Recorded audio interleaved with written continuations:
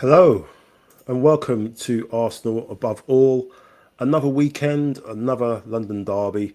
This one was a little bit tasty, we'll admit. You know, if last week was Lemon and Herb against Nando's FC, yesterday was definitely extra hot as we managed to salvage a draw against 10-man Chelsea after Caicedo again got in his feelings when playing against the Arsenal. Some of us called it, though, some of us called that red card pretty early, in the week, just saying. Joining me tonight is Brian Banker Basher Haley. He's supposed to be the vlog master here. Daniel James wants to be here with us tonight, but he's gone AWOL, so another fine is incoming. So we've got a little bit to get into, and maybe Daniel might appear, with 5 minutes to go. Might put him in a display like Nonny did, but anyway, let's talk about that after this.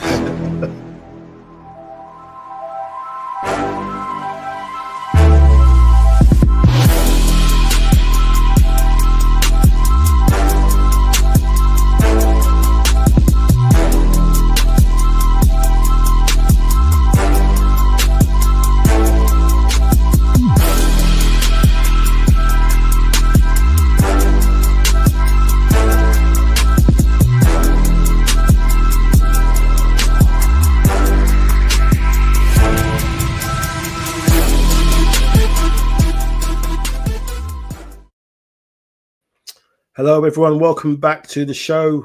Brian, how you feeling, man? Vibe check. How you feeling after yesterday? 24 hours later, what's going on? Oh, I think I've calmed down a little bit, Mike. I think I've calmed down a little bit. I think I've looked at it in overall isolation. I think, mate, and yeah, I know we're going to go through it. I must admit, I think I was dreaming most of last night after that game of all the different things basically was going through my head after that game in itself. I didn't sleep. I got up at 2:30. I was thinking, what the hell's going on?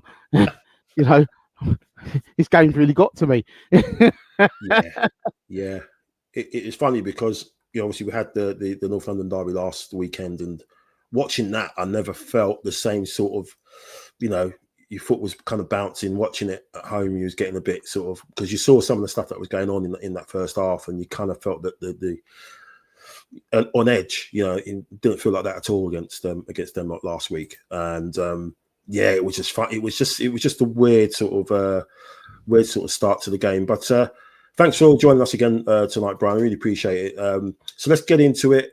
Full time 1-1 against a really sort of aggressive Chelsea side who have definitely got the bee in their bonnet against us for some reason. The last couple of seasons, they haven't beaten us in a while. That's probably why, because they used to be our whipping boys, didn't they?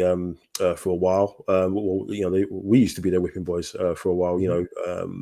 Taking bragging rights, and for a long time now, they haven't managed to get one over on us. And I think it's definitely given them a little bit of an inferiority complex, even though they've done what they've done and won whatever trophies they've won. I think it's because they probably haven't had the same respect, as probably a more traditional club would have got if they'd won it. But 1-1. Let's get into the lineup. Obviously, the big bombshell was no Saliba. So the first time in 167 starts where neither Saliba or Gabriel started for us. Mosquera and Hincapié started at the back. What was your thoughts on that, Brian? I mean, we'll jump into it now. It's another injury for us. They said it was a knock, so there's no sort of nothing coming out from the club in terms of how bad it is. So it could be a day-to-day thing, and he might be ready for Brentford hopefully, but most likely Villa. Let's hope. But another injury, obviously off the back of the one that we picked up with Trossard. We seem to pick up an injury every game. I don't know what's going on with that at the moment. What do you think it is? Is it? I mean, obviously looking from the outside looking in, and we're not privy to it. Is it? Do you think it's? Is it the training? Is it the intensity of the training, especially with the week that we've had and the level of games that we've had over the last couple of weeks? I should say, not just last week, but why do you think we keep picking up these sort of injuries, these muscular injuries, Brian? I think, Mike, I think the intensity of this season for us anyway, I think is probably going to have some effect on players this season, and hence probably why the squad is the way how it is. I think he's probably asking, a lot more out of the players this season. I just generally think, kind of, when you've got a squad the way that we have at this minute, I suppose we can kind of get that intensity because everybody wants to play, and that's another thing, and he's going to probably have to show levels of that within sort of training sessions as well. But that probably doesn't help in the intensities of games that we have, and particularly the 3 games we've had this in a week, from Tottenham to Bayern to Chelsea. All 3 very, very intense games. And something was going to have to give. The performance in itself, you can see it was laboured after 3, the 2 kind of highly charged games that we had beforehand. Yeah, the Saliba situation. Look, I think the way I look at it, Mike, is that the 2 new boys in there are going to, at some stage, will have to play, and they will have to, this is where they're earning their right to play. Yeah, this is earning their right to play, and the intensity of that is that if you keep fit and you keep playing well, you're going to play. So but look, it's very difficult to say because we don't necessarily know what's going on inside and in trainings and stuff like that. It's always difficult.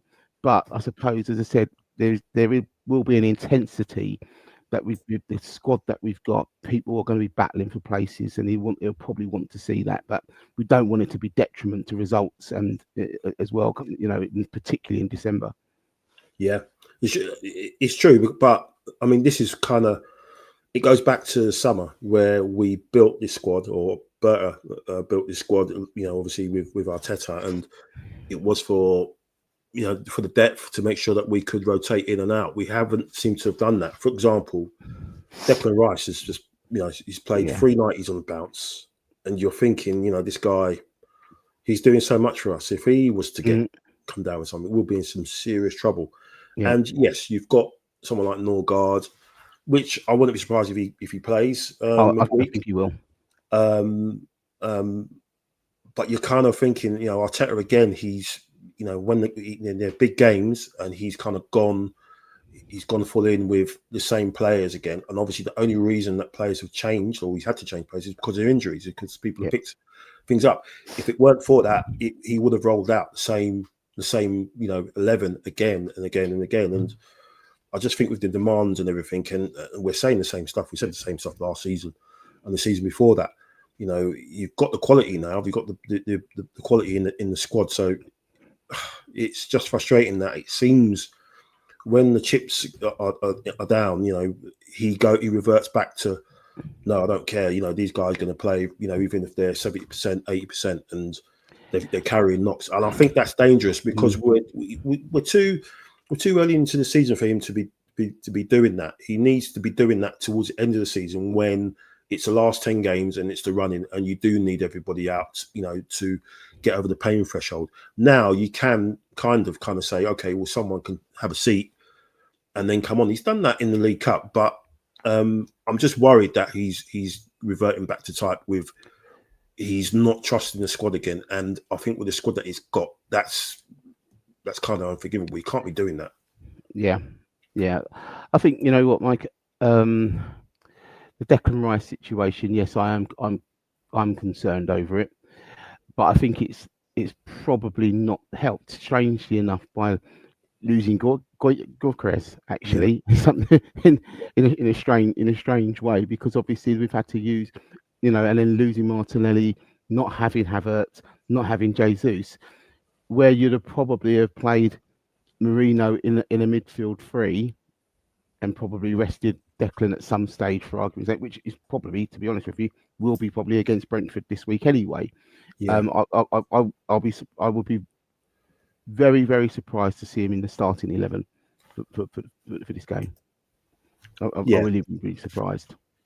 And the fact that we've got Villa obviously early, 12:30 kickoff. Yeah. You know, we know what Emery's like, and I think like Steve said in the chat here, how you doing, Steve? He said that basically almost every team has their game of the season against us. For some reason, they all really want to beat us. Yeah, it is where everyone's kind of cup final now, because everyone's talking us up as the best team in the world and this amazing squad and what have you. And you know full well when Arsenal were coming, you know, every player was going to bed early. You know, they're kissing the kids goodnight very early. To, you know, put them on the west wing. I'm sleeping on the east wing tonight. You know, making sure that they're you know well rested for, you know, what's to come. And it is you know, every game is going to be a cup final, and it should be like that. You know, if we're being realistic, we don't want people to come, you know, and take it easy against us and think they're going to have a nice kick around, which people have said in the past. You know, nice kick around with the boys. We don't want that. So people are coming and bringing their A game. You just want to make sure we're not, you know, cutting ourselves off at the knees by what we might be doing, you know, at London Colney and trading and stuff like that. Because it just seems to me we're picking up these knocks and muscular injuries and not impact injuries. And not, you know, like what happened with Marino. You know, you can understand that if he'd been out for a month or 2 months or whatever, absolutely, you can see why. But we're getting these injuries. We're knocking training. What are you doing in training to get a knock that puts you out of a game of that magnitude after, you know, 2 days, 3 days after you've played a massive game against Bayern Munich, where everyone's saying that, you know, it's calling us the best team in the world. I don't get it, and I'm a bit concerned, to be honest with you, about how we just seem to be keep picking these up. We get 2 players back from injury, we get another 2 out, or we get 1 player back, we get another 1 out. But let's jump into the chat. We've got a few comments in there. Steve says, I still thought we were 2 players short, a young blood in middle up front. Yeah, definitely. How you doing, Neil? Neil's in the chat. Mac, Saka struggled because he never gets a break. Rice looks gassed as well. If they get injured, Arteta doesn't seem to have a solution in his mind. What happens next? More rotation is needed. Yeah. What's this one? Rice will start against Brentford. Zubimendi may be rested. Yeah. I think the reason of that is because of his set piece deliveries. I just think he's there for that. I think him and Saka will play if the game's in the balance. If it's 1-1 or you know 1-1, well 1-1. We said it 1-1 or we're winning 1-0 and it's you know, or we're behind. Those 2 will stay on regardless because of their deliveries of the set pieces and how that can change the game on an instant. I think if we're winning 3-1 or winning comfortably, like we did midweek, and I think he took Saka off, didn't he? So I just think those 2 are going to play regardless, and I think Steve's right. It's going to be probably Zubimendi rested. I thought he was a bit ropey as well. I just think when the games are very frantic like that, and people are running wild a bit, I think Maresca and his team definitely watched the Sunderland game and saw the way they set about us and everything, and they basically replicated that, but with players with a bit more technical ability who could actually hurt us, and they did get us in a few sticky situations that first half. But yeah, I think Steve's right. It probably will be Rice again, and Zubimendi probably could be the one rested for Villa.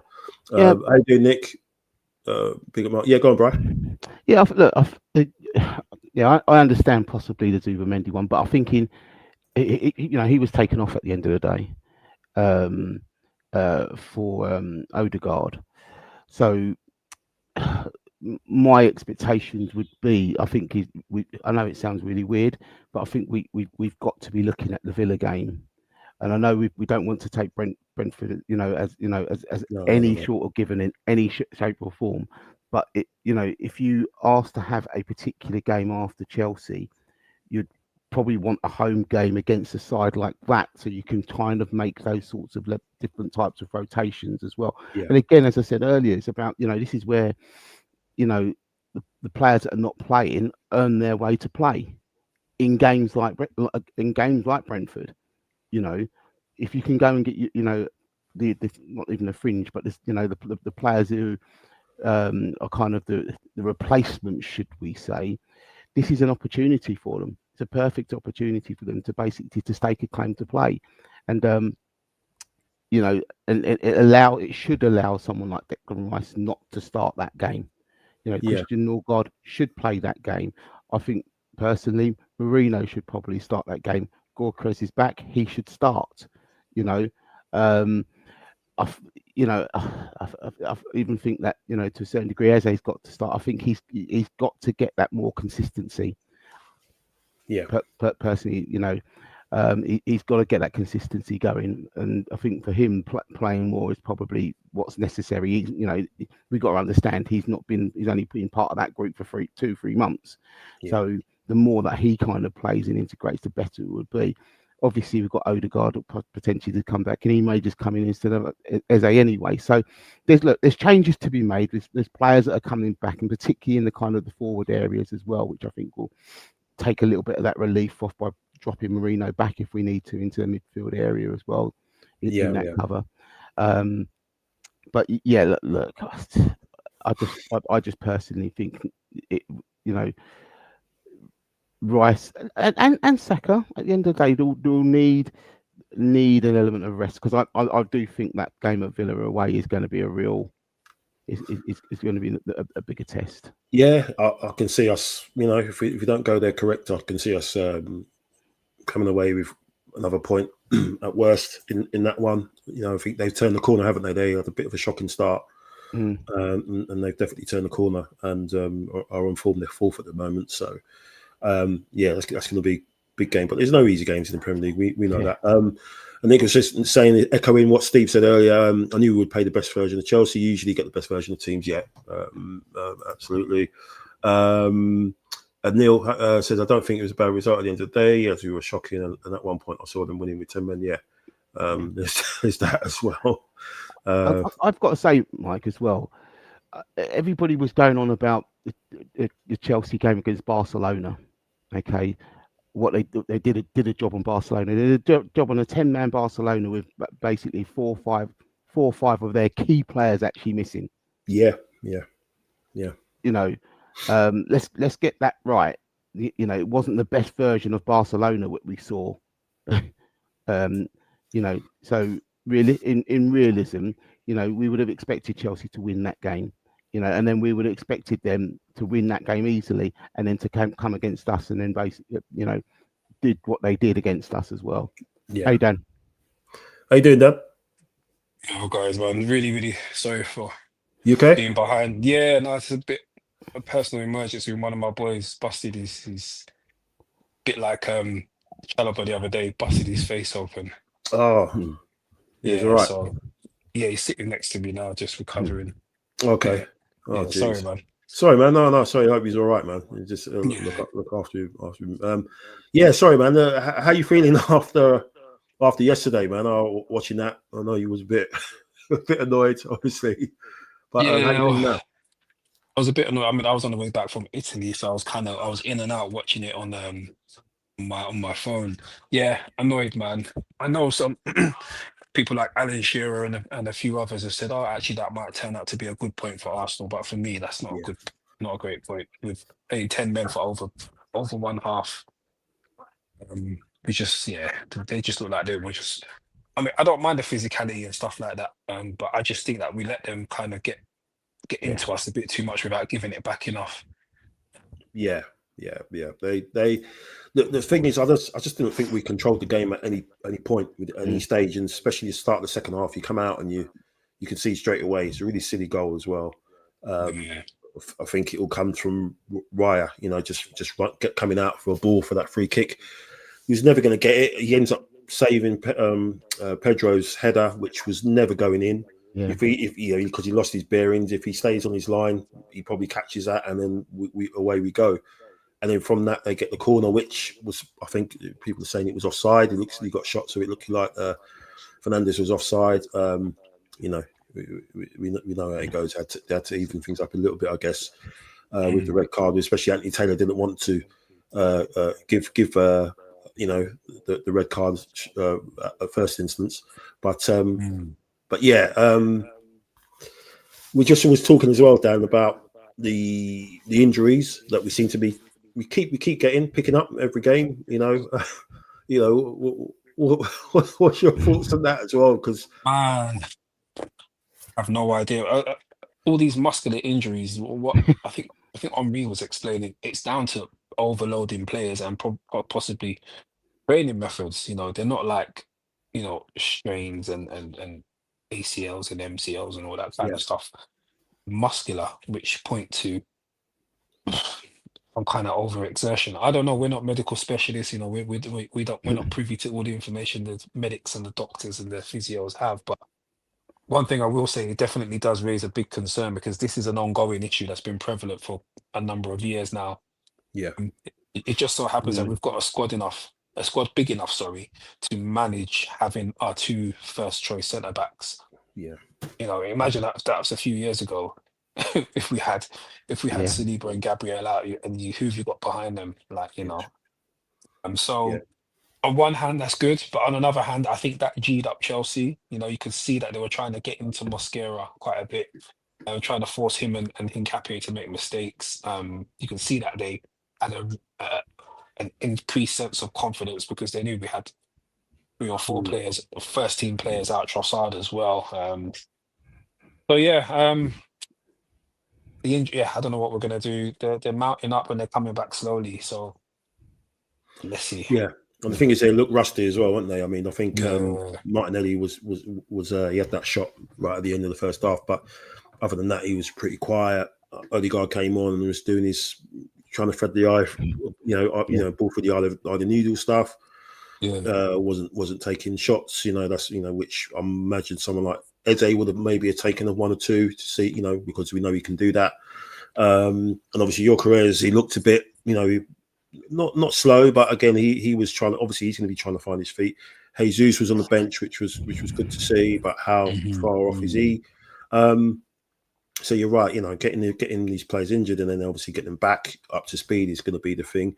Still no sign of Havertz and what's happening with that. It's looking like we're not going to see him to the new year, which is crazy. We don't know how long Gabriel is out for, and I think Trossard is apparently it might be 1 or 2 weeks apparently, or day to day as well with Saliba. So yeah, it's just frustrating, man. We just seem to be getting one player back, one out, or we get 2 players back and then 2 go out. It's just I just don't get it. I just don't get it. It's just crazy. Just go back into the chat. Neil says Rice, Timber, and Hincapié were the only ones who were trying yesterday. Yeah, they were playing at their level.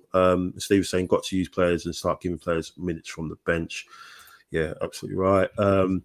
Nick, after the games and places we've visited, regardless, we have to be happy, especially considering the injuries we've had not hit our stride yet. Yep, very true. Steve saying Norgard White and where one area can be Yeah. used more. Yeah. Brenny, how you doing, Brenny? He's in the chat. Steve saying West London Blue have the biggest squad in the world football. Nick saying undefeated after playing our fiercest rival, top ranked team in Europe and the next best ranked team in the Premier in a week. We did well. No wonder we ran out of steam. Yeah, yeah, and 1 day less preparation as well, which I guess in this day and age it makes a massive point where they came out throughout the traps like they did as well. So yeah, good point there, Nick. Arteta won't risk the league as he can rotate for the final games in Champions League and League Cup. That's another thing as well. You kind of think with the new format of the Champions League, if it was the old format, we would have already qualified. Yeah, we would have played 5 games before the 105, so we could have rested the next game. We could have played completely rotated, but now we've got to play strong again, and we've got to play strong again in the next game, which is going to be Inter. After that, just to kind of make sure that we get through, and then maybe rest on the last one, which is going to be at home against that other team. But it kind of shows you where the format can work well in your favour when you need games to chase up, but when you're way ahead, you're kind of thinking, well, you still need to play a strong side, so that's a bit annoying. Nick saying, I honestly feel if Vic, Saliba and Gary started, we would have been different. A point at rivals' ground is not failure. No, because I think something I saw when we drew against City last season, we were slated, weren't we? About our mentality, because we were winning, and with 10 men, and we let an equaliser in the 96th minute. Whereas Chelsea, from what I've seen all over socials and on media and whatever, they're being praised for having the lead at home this time, not away, at home against the team that supposedly thinks is the best team in the world, and they're being praised for it. That it's a good point for them. Whereas last season it wasn't for us. So again, that just shows you the snapshot of the narrative for us, where it's all different, regardless. Neil, if we bounce back immediately and beat a very difficult Brentford, I believe the point against Chelsea is not bad. If we drop points against Brentford, then 100%, 100%. We need to rotate. I think he needs to rotate more. I think he will, maybe 1 or 2, 3 probably against Brentford, and then go strong against Villa, because I think that's going to be, again, it's going to be a cup final. It's going to be a cup final situation for them. And Nick saying the same, next few months on the time to rotate and use the squad to minimise the load. Yeah, absolutely. Any thoughts on the red cards, Brian?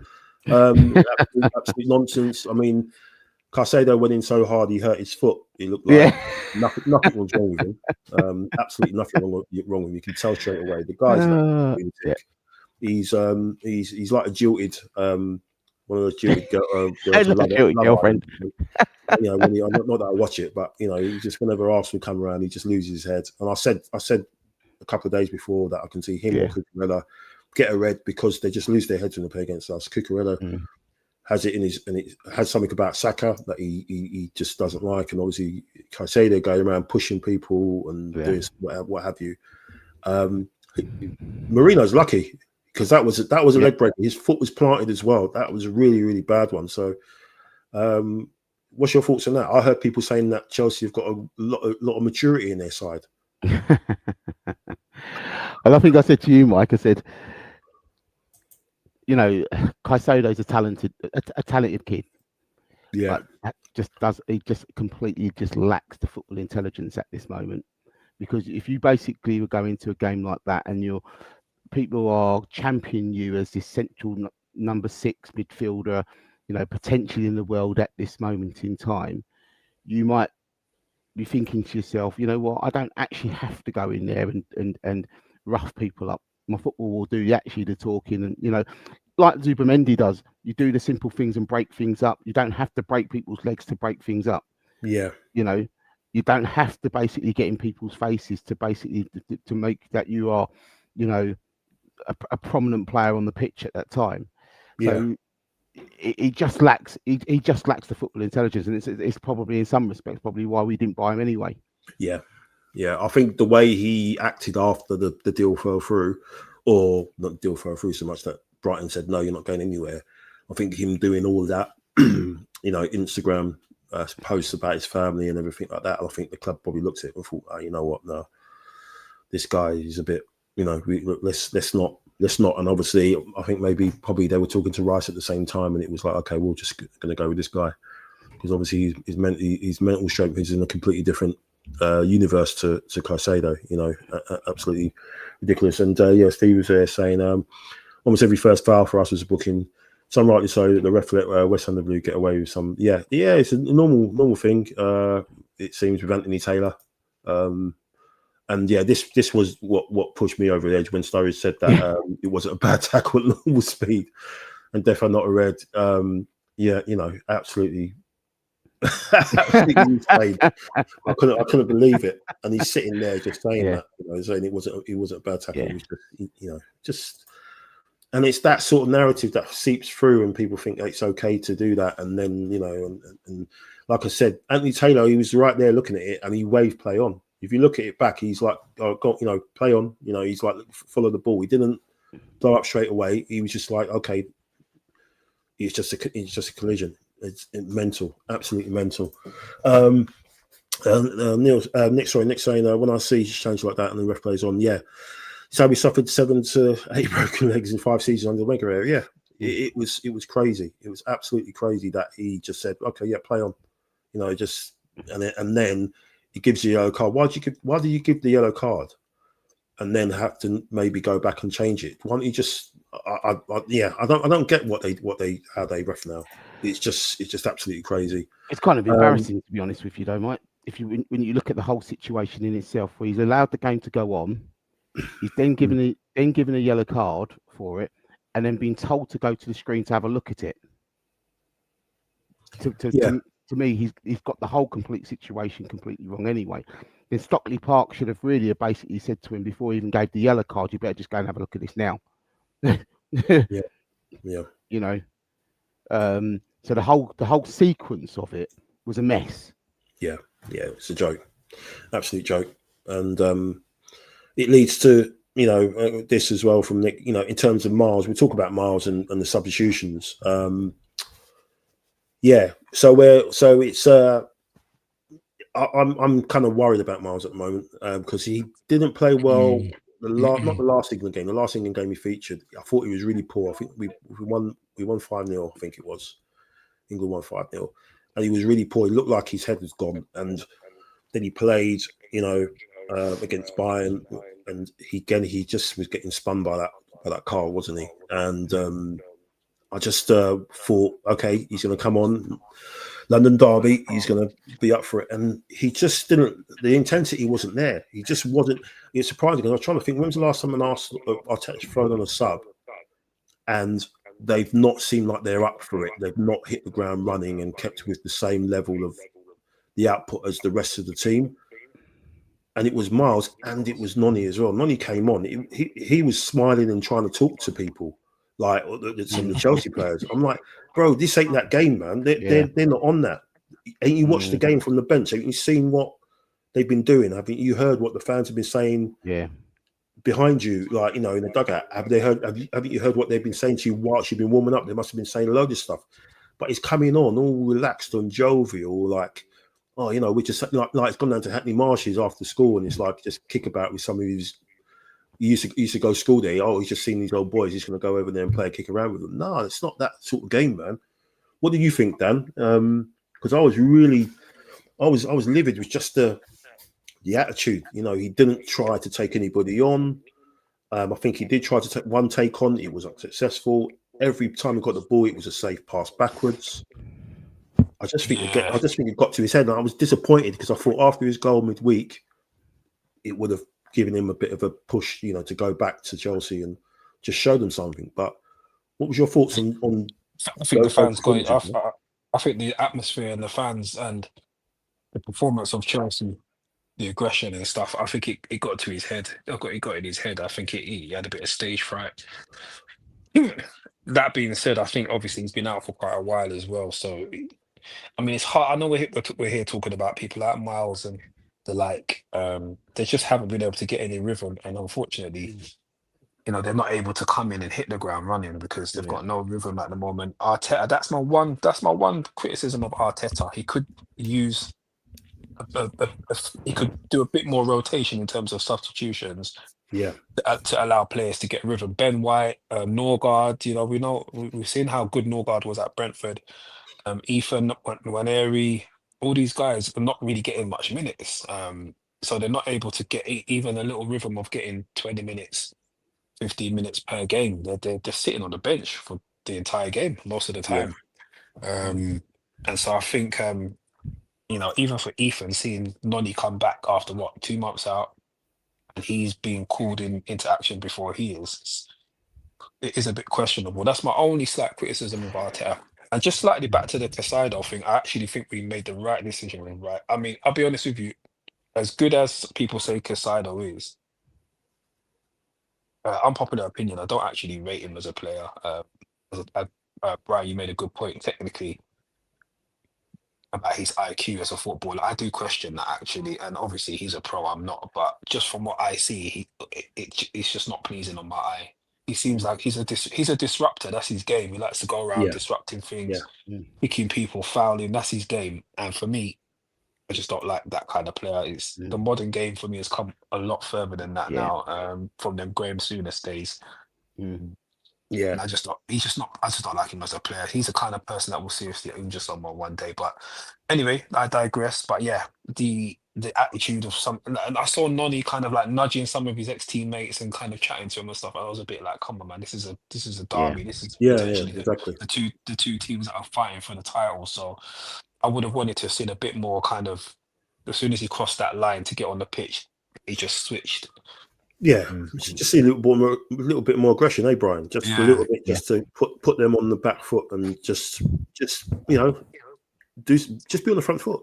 Just be on the front foot. It just looked, everything was a very, very safe. He didn't want to lose the ball, which was it disappointed me, man. It really did, because I thought he was better than that, and I think the clips that have come out of Fernandez. Almost volleying him and then standing over him and shouting and stuff and everything at him, and Cucurella as well.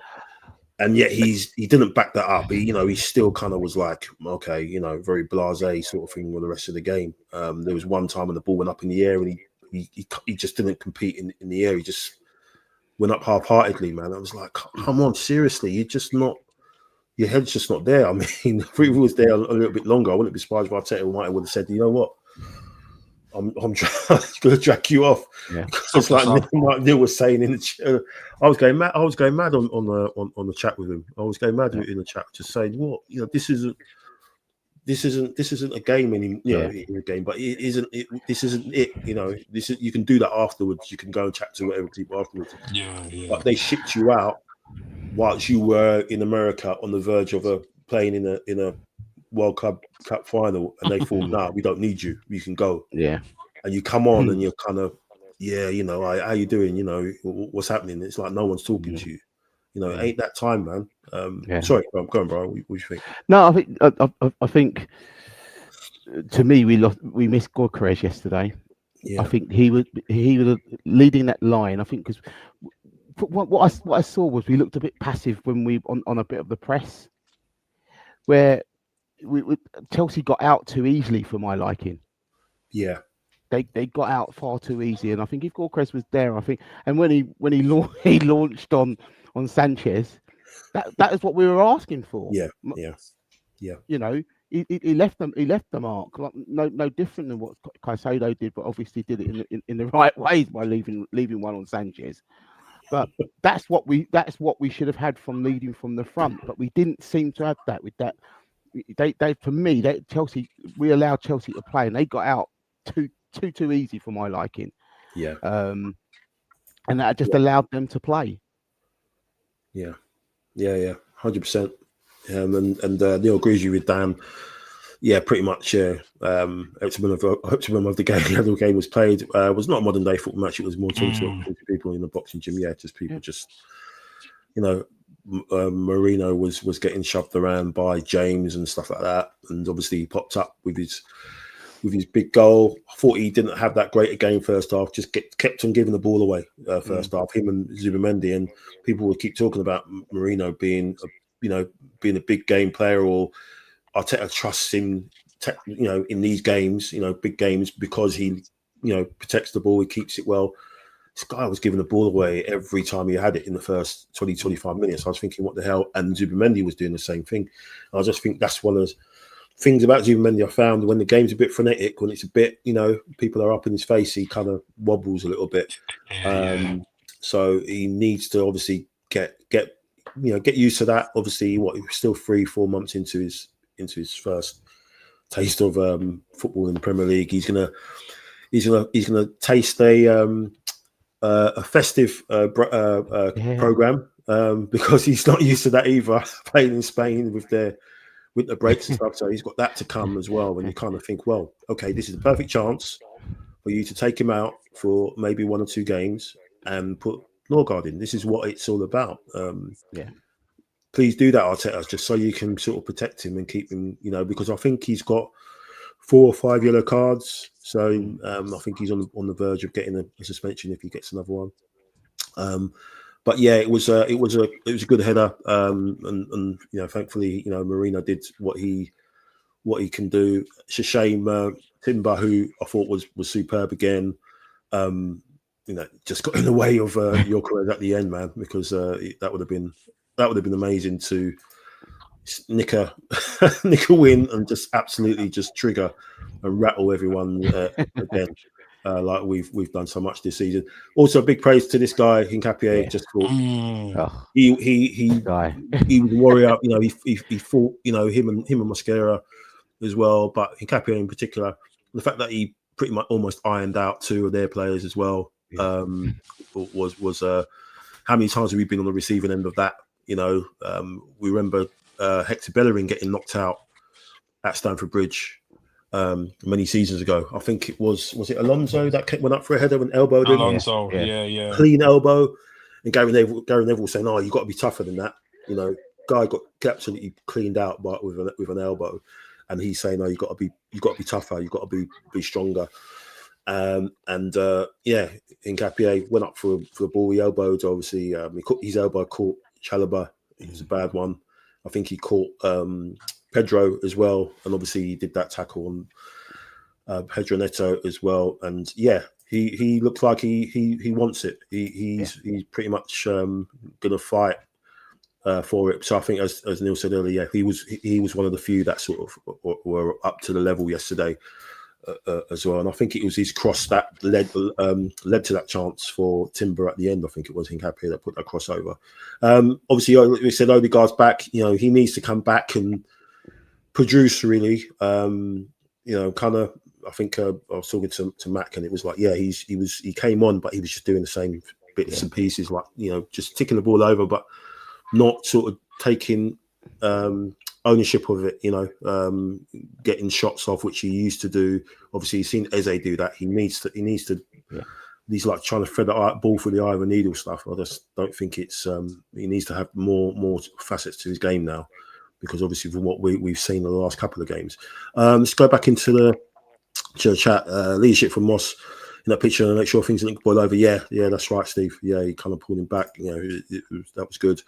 But I think Hincapié was cool. I think his head was screwed on. I don't think he lost it.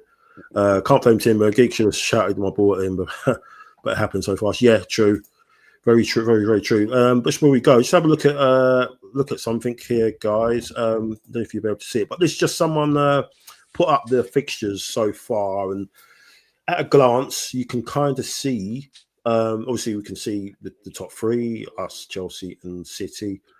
And at a glance, what this kind of tells you is that we've played a lot of the teams in the higher rank away from home so far, and a lot of teams at the lower end, so where we haven't, obviously. Whereas you can see Chelsea have hardly had any away games against the top team so far.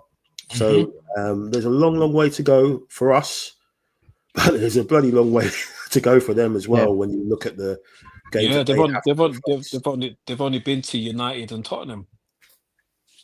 Yeah, and they've lost to United, obviously, because they've got another red card in that game.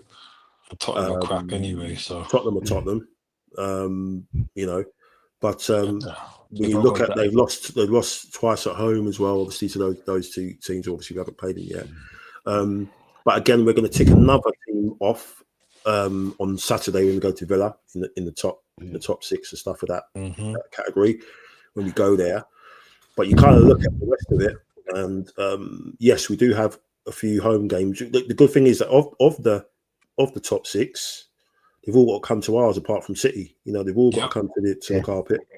And Chelsea, like I said, a lot of those games are going to be away. So there's a long way to go.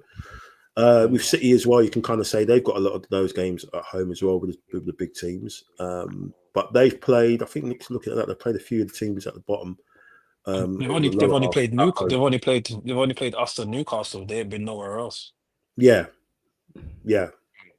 And then they've been away to Villa and Brighton, and they've lost those games. So it kind of shows you what they're like away from home. They're not this formidable side anymore. You saw what they had to do against Leeds. They had to get 10 minutes injury time to get over that. I mean, it's crazy. It's crazy though, Mike. This point of the season, we've been to Chelsea, we've been to Anfield, we've been to Old Trafford, we've been to St. James's Park. All of that in the first, first half of the season. Yeah, we're not even halfway. We're not even halfway. Yeah, and I suppose that has have a representation on the basis of why he hasn't actually probably rotated as much as he could have done, because they have all been big games we've had to play in that, and he's had to have his big guns out for those games. True. The rotation aspect on that is a dangerous game to play, and that you want your top players basically in those games. We were just to say the computer didn't do us any favours when it came to the fixtures. But what that generally does also say is it means that the fringe players have got to be ready for games which we do have, that where we can rotate it when it comes to also Champions League midweek games as well. That's where they're gonna that's where they're gonna come in. Yeah, absolutely. Yeah, this is what the squad is about, right? We've got a quick turnaround. You know, you've got we've had a couple of quick turnarounds, obviously, with what happened last week, this week as well, obviously playing them again on Wednesday, and then another big one, Saturday lunchtime as well. This is what that squad's about. If you're not going to trust them, you need to start asking questions. Or Berto needs to start asking questions about what's going on there. So just before we go, Neil saying, we've got most of the tricky away fixtures out of the way. So that's a huge positive, but no such thing as an easy game in the Prem. No, especially when, like I said, it's where everyone's cup final now, Neil. Even more so. Our fixtures have been tough before the season started. Most can not have predicted what we'd have been in position. I mean, if you're looking at, like you said, Dan, with the games that we played away from home this season, where we've had to go, and with the injuries again that we've had to navigate, and to be top of the league, 5 points clear, and top of the Champions League, 5 wins out of 5. I mean, we're all taking that. We're all taking that. When you're looking at this time of year. So let's hope we get a few good rotations come in, and we can do the business against Brentford. They look a bit tasty up front. That Otuara and Thiago, they look a bit useful. So if it is Mosquera and Hincapie, they have to be on it again. I'm sure it's probably going to be them two again. I don't think Arteta would. No, he wouldn't bring Saliba. If Saliba was like 70%, you wouldn't play him, would you? You keep him safe for Villa, right? Villa, absolutely. Yeah. And then it's a case of what do you do? Fullbacks, do you take Timber out? Do you put White in? Do you take you throw Miles in to start that one? And put Calafiori out. Obviously, he was on the yellow, and that's why he was off. But yeah, it's all down to trusting people when you put them in, and people having to step up and do the business, because if you don't, then you're going to go down your pecking order quite quickly. But maybe not so quick if players are injured. So you're just going to be staying at the same place anyway, I'd definitely like to see Norgard start that one and give Zubi put him on the bench. Yeah. I think that would be a good shout. Yeah, against his old team as well. Yeah. I'll imagine that's something that Arteta's thinking, that he kind of knows these guys. He's good in the air as well. We know that they're pretty good in the air with their long throws and stuff. So he should sort of have some sort of intel in terms of what's going to happen there as well. I wouldn't mind seeing Miles starting as well. Get the home crowd behind him, get him some confidence and stuff. Yeah. You've kind of got him, but I don't know. I feel like he's so important at the moment that I don't know if I would want to bench him, but just on the basis of what we were talking about earlier in terms of overload, it would make sense to maybe give a start to Benny White over there. I don't think he'll make so many changes though. However, he might make other than the forced ones. Yeah. I don't think he might make one other change, or maybe I can't see him changing half the team. It's not his style, is it? Yeah, I think probably you're looking at two, possibly maybe Martinelli coming out and maybe Madueke possibly, and then Zubimendi out for Norgard. Possibly those probably would be the same. The only two changes I think probably we'll see, and then he'll run Rice and Saka into the ground again, and then say, all right, go again on Saturday lunchtime. It's crazy, but we'll see. But anyway, thanks guys for your time. Really appreciate it. Dan, I hope your boy's all right, man. He's here now. He's sorts himself out and gets himself sorted out in time for Christmas and stuff. Not only being going around with a big bump. He's rinsing it at the moment. He should be sleeping, but he's here. He's trying to poke his head on he's trying to poke his head on the camera. A couple of years, man. He'll be on. He'll be on, man. Yeah, little good enough. There he is. Hey. You're right. He is now. Your head okay? Get well soon, okay? Cheers, but yeah. But no, thanks guys, really appreciate it, and thanks for everyone in the chat. Really great stuff that's coming there. So I couldn't put everything up, but no, really great comments, great support as always. Thank you, Brian. He'll be back obviously after I'm just waiting for his episode to come on again on Deal or No Deal. We have been watching again, and we're waiting. So my kids have been saying, "Oh, is that Brian's coming on?" Yeah, I know he's going to be on soon. He's we keep an eye on him. So he's going to be on there again. And Christmas entertainment, great. Yeah. Yes, mate. Is that a little Christmas tree I see in the background there? A little one, yeah. It's a little 6 foot one. Oh, it's a little okay. Wow. Yeah, man. I've got an 8 foot one at the back of the room. Oh my gosh! Nice.